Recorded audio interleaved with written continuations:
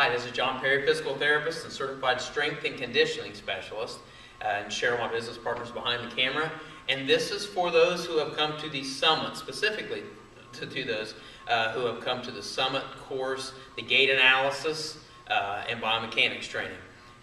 What I want to do is go over the systems real quick, especially for you left-brainers, and go through the system on a video besides the handout we gave you. If you did not get a video, let us know too. Email us and we can send you that handout that walks you through the system of the gait analysis. Now again, quickly, I'm getting the patient, doing the subjective. I can do any palpations, posture analysis, range of motion, manual muscle testing before I have them walk. In certain circumstances, especially with the patients who like to talk, like yours truly, I might have them walk as I'm doing some subjective and gathering the information, and even do some palpations and range of motion and that kind of thing, manual muscle testing, after I do the gait. But this is the portion, for me, the biggest portion where we're going to find what's going on with as far as the inflexibility, proprioceptive deficits, weaknesses, while they're moving in function in gait. So, first things first, we'll have them walk and going to change the sagittal plane.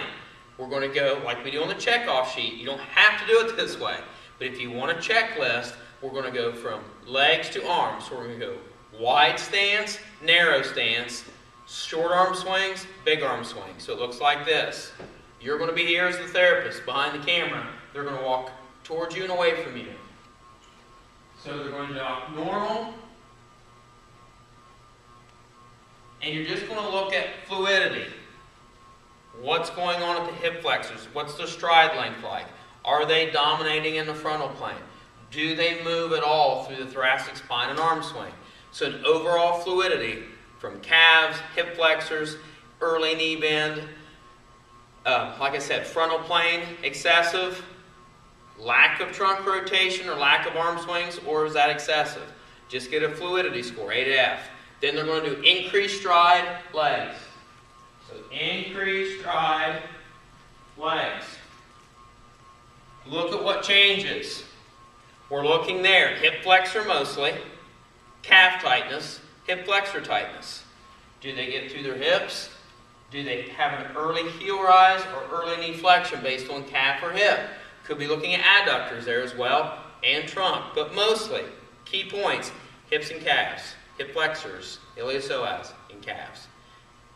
More to it, more detail, but just as a quick look, hip flexors and calf. Then we'll do short stride. So they can only take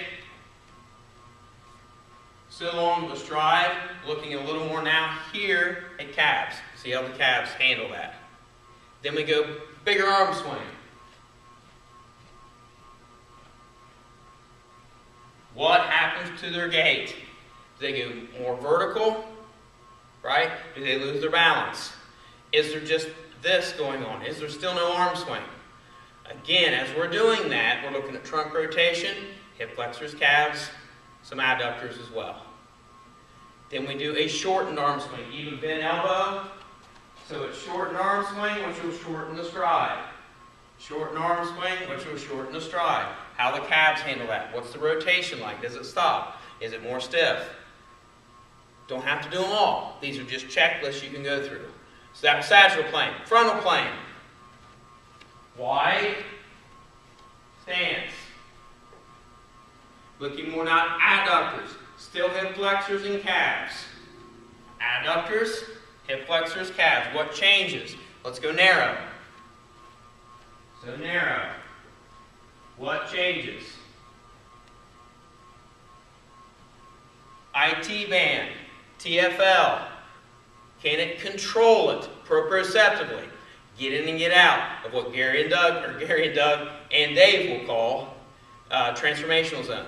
Get in and out of that transformational zone. So what happens here with the crossover? Hip flexors still, calves still, right? You're still looking at those muscles. What changes in the frontal plane? Then we go arms frontal plane. Right leg forward, right side bend. Boom, boom.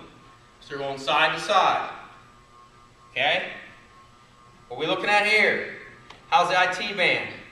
Lats, abs, handling this.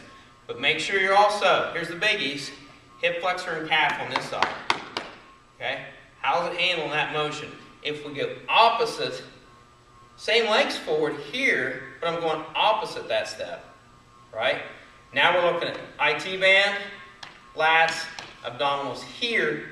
Remember, if they can't get through this hip flexor, or their adductors are tight, or their gastrocs tight on this side, they're not going to be able to do this anyway.